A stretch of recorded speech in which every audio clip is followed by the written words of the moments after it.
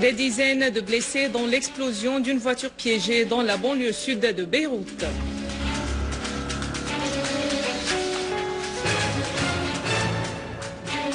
L'Iran réitère son appel à une solution politique à la crise en Syrie via le dialogue.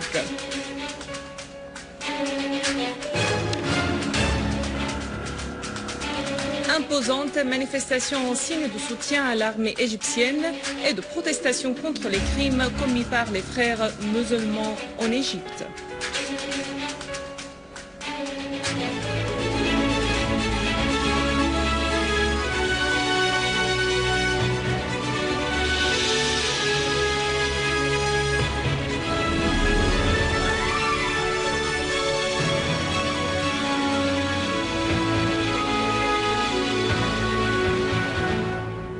Mesdames et messieurs, bon après-midi et merci d'être avec nous. Au Liban, le bilan de l'explosion d'une voiture piégée à Bir el-Abed dans la banlieue sud de Beyrouth s'est élevé à plus de 34 blessés. Selon des médias ont affirmé que la voiture a été stationnée dans un parking près du centre de la coopération islamique. L'explosion a fait des dégâts matériels dans les bâtiments et les voitures garées à proximité.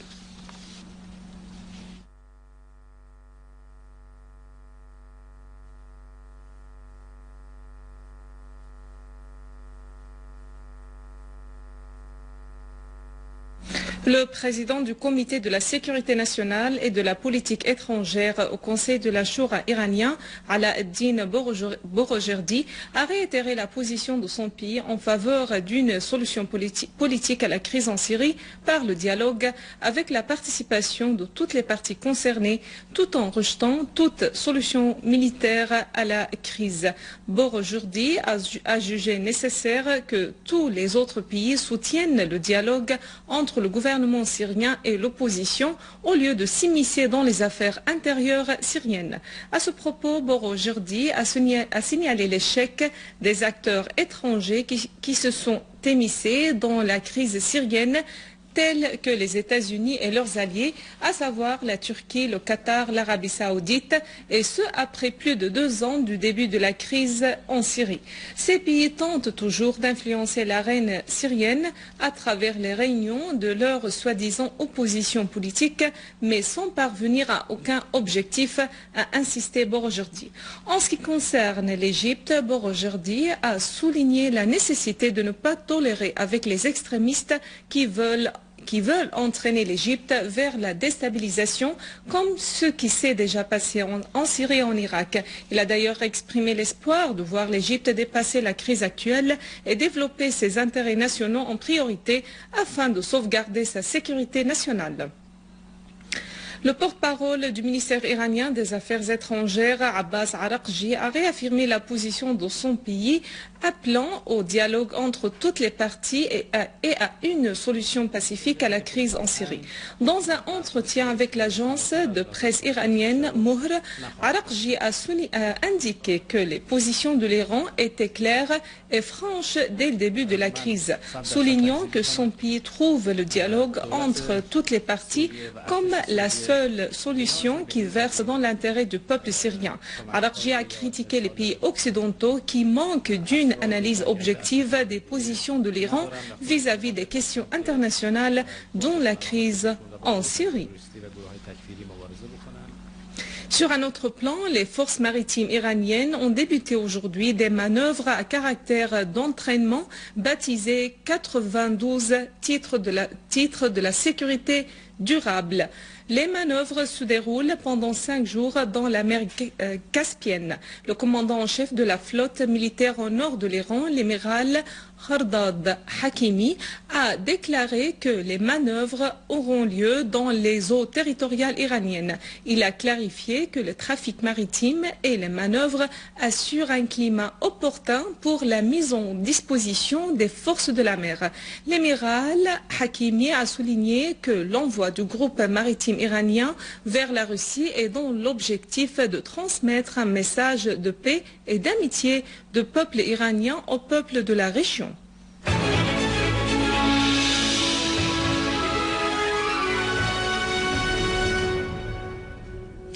Des unités de l'armée arabe syrienne ont rétabli la sécurité et la stabilité dans la région des silos de blé et les collines entourant dans la campagne de Ma'arat al-Nu'man à Idlib, a indiqué une source militaire. Et dans la banlieue de Homs, des accrochages ont éclaté entre des forces de l'armée arabe syrienne et des groupes terroristes armés au moment où ils tentaient de s'enfuir via la plaine Préa à l'est de Talkalakh vers les territoires libanais. Des terroristes ont été tués dans ces affrontements. De même, des forces de l'armée arabe syrienne ont tué 2 terroristes et arrêté un 3e à l'est de Homs. Une voiture chargée d'armes de divers types a été interceptée dans cette opération de l'armée. Et dans les villages d'Al-Hassan et de Taïba ouest, des terroristes ont été tués et d'autres blessés dans la région d'Al-Hola lors des opérations de l'armée visant des foyers de terroristes. Toujours à Homs, l'armée arabe syrienne continue de viser les rassemblements de terroristes à Al-Rastan dans la banlieue de Homs, tuant le chef d'un groupe terroriste. L'armée arabe syrienne a découvert un tunnel dans le quartier de Babhoud, reliant ce quartier à Jourat al-Shayah et d'autres quartiers dans la ville de Homs, dans la vieille ville de Homs. L'Union des ulémas de Bilad Cham, pays de Levant, a affirmé que la décision du président tunisien de limoger le mufti de la Tunisie, Cheikh Othman Battir, est due aux positions de ce dernier contre les appels takfiristes qui incitent à la violence et au terrorisme en Syrie et en raison de son engagement à la charia dans le but de remettre les choses sur leur rail. L'Union a qualifié de dangereuse la décision de limogeage du mufti tunisien et un pas qui s'inscrit dans le cadre de résignation aux terroristes et aux pressions extérieures, tout en appelant à y renoncer au profit de l'intérêt de la Tunisie, des Tunisiens, de l'islam et des musulmans. Sur la place At-Tahrir, au centre du Caire, les manifestants ont placé la lanterne du Ramadan portant une bannière pour l'Égypte nettoyée des frères musulmans.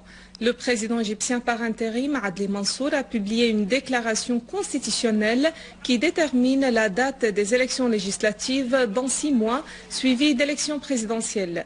L'Égypte a connu hier des événements regrettables contre la garde républicaine, faisant 54 morts et 300 blessés. La place At-Tahrir était d'ailleurs la nuit dernière calme et les comités populaires ont en fait contrôlé les entrées de peur de toute intrusion des frères musulmans dans les rangs des manifestants. Pour sa part, l'armée égyptienne a déployé des blindés dans la rue Mirghani en face du palais présidentiel à l'Etihadiyya pour décourager ceux qui veulent porter atteinte à la sécurité de l'Égypte.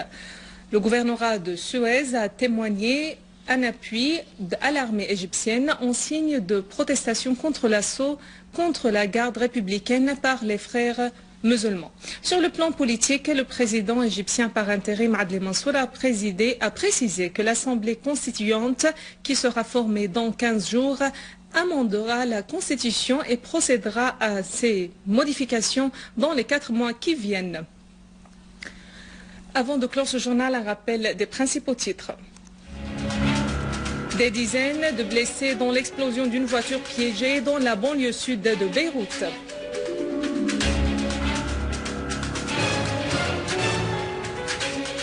L'Iran réitère son appel à une solution politique à la crise en Syrie via le dialogue.